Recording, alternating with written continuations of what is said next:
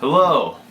Today I'm going to be talking about the bullet journal method by Ryder Carroll. Ryder Carroll, widely accredited with starting the bullet journal or Bujo movement, which if you're unfamiliar probably first sounds like some form of Eastern martial art or some obscure sex act. Bujo is a means of taking notes, making a calendar, setting a schedule, doing a whole bunch of different things in order to better orient ourselves around what it is that we truly care about. That, I think, is the appeal of bullet journaling as an activity and as a philosophy. The ideas presented in the bullet journal method are useful even to someone like me who intends to continue using Notepad on their phone, as I have been doing for years now. The structure of Bujo is something I am incorporating into my note-taking. The method was actually developed over many years by Ryder, who grew up in the 80s. Treatment for ADHD was not nearly in the state it is now. Bullet journaling is divided into three main, I think, collections, you can call them. The future log, the monthly log, and the daily log. Most of your bullet journal is consumed in the daily log because that's how we live our lives in the day-to-day. There's also the monthly log, which helps you set things that you need for a given month, and then the future log, which is anything beyond that. And then as time goes by, you shift things from monthly into the daily, future into the monthly. The key principle to Bujo that I find very appealing is its emphasis on minimalism, or at least in extracting the unnecessary. He gives a really good analogy of Warren Buffett talking to a pilot, asking for his top 25 career goals, and after the pilot is done listing them, they dissect the first 5, and then Warren asks, what are the other 20 underneath this? And the pilot answers, well, these are things I want to do, but, they're not as important, so I'm still going to try to give them time and energy, but not as much. And Warren Buffett says, don't do that, man. Those things underneath your top 5 are the things you should be avoiding at all costs right now. And that really resonated with me as somebody who is always doing 20 things.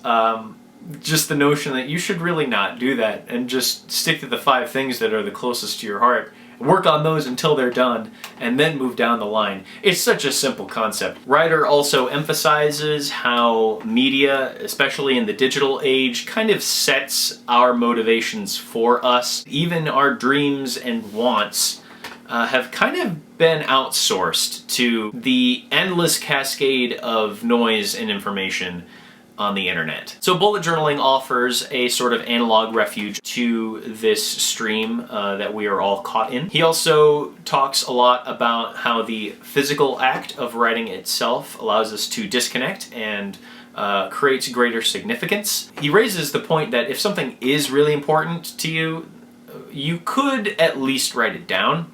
And if it's not something you can will yourself to write down physically, is it really all that important? And while I myself am still really married to the digital capturing method, that's one place where I think I diverge from the philosophy of bullet journaling. But I still advise anybody who maybe is curious at the concept to try it analog first. The convenience of digital archiving is not really a good thing per se. He describes it as a frictionless highway where the documenting of our ideas can quickly become a rote exercise that we just engage with mindlessly. And that, I guess, brings up another point that note-taking and list-making and creating a bunch of tasks for yourself can itself be a distraction. You shouldn't be taking too long to actually do this on a day-to-day basis. It's really something that you'll do throughout the day if you have an idea, if you get something done. That's pretty much it. There's a study Ryder cites in the book that shows how even if you have your smartphone in your room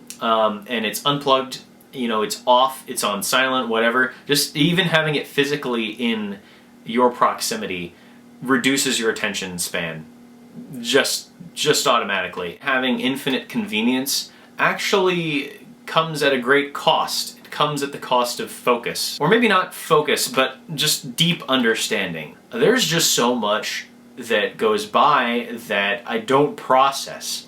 It just happens to me, and I just have to move on, right? I learned that apparently only 2% of the population can actually really, truly multitask. Most of the rest of us are just juggling projects all at once, and if you're juggling too many, the thing that would resonate most deeply within yourself, it's kind of getting neglected because there are so many other ideas in the litter trying to suckle on the teat that is our attention. And the benefit of bullet journaling, specifically as opposed to other note-taking methods, is that it allows you to get in touch with yourself in your own framework. The bullet journal is not just this free-flowing stream of ideas. And Carroll concedes if there's a different way of taking notes that works better for you, you should clearly do that. You don't have to bullet journal how I tell you to. But he does very much lean into the structure of the future log, monthly log, daily log, going through reflections every night, looking at what you wrote down and rereading your notes. He also makes a suggestion that we start a gratitude log, which is where you try to come up with something new that you are grateful for. We tend to have a negativity bias. I think they cite somewhere in the bullet journal method, and this is a statistic that I learned through a homelessness training that I took at work recently. For every negative thing that we have happen to us, we have to have 5 positive interactions to counterbalance that. We forget a lot of the little things that made the day something you could get through. It creates a bit more of a positive feedback loop, and hopefully that feedback loop just grows stronger and stronger with iteration. Rather than the structure and the execution of it, the philosophy to me was the real sticking point.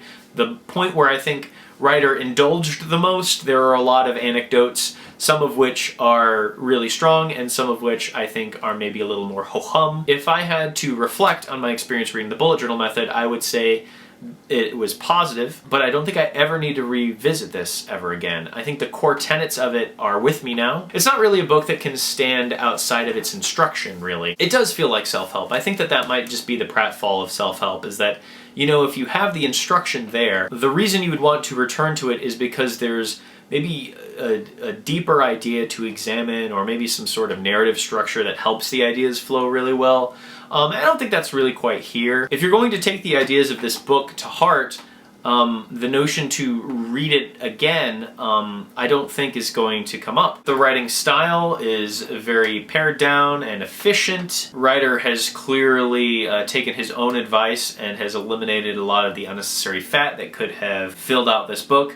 But I do think maybe 200 pages as opposed to 3 would have been a better read. It felt a little long for what it is. While engaging with the bullet journal community and learning the broader personalizable techniques you can implement, while those things are fine, they take up the last 40% or so of the book, and for someone who's either just starting out or is maybe just rejecting the analog method, the latter stretch of this book just wasn't compelling. Some of the ideas became a bit repetitive, the anecdotes stopped being as illuminating. To its credit, it feels like something that could resonate with everybody, but to its fault, it is something that could resonate with everybody because there isn't anything that I think risks saying something that might truly challenge us. It puts its points out there, and there's not much more to ruminate on beyond that. It's pretty cut and dry. Future Dan here, coming at you from a time where the ozone has packed its bags,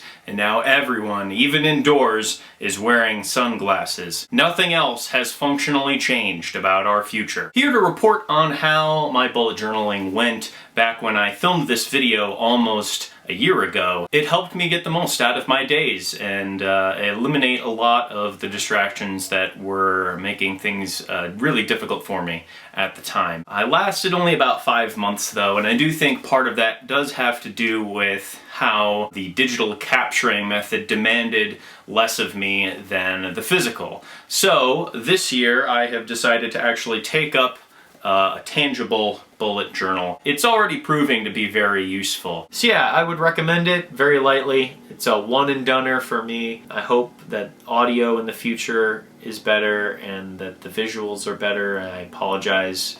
I just really needed to start. Starting is just the hardest, most agonizing part of the process. I will have more videos to come and more books to talk about specifically. Not that I want to be a booktuber. Thank you to Adam for starting your YouTube channel and talking about it with me, because it has inspired me to do all of this. Okay, I'm done talking.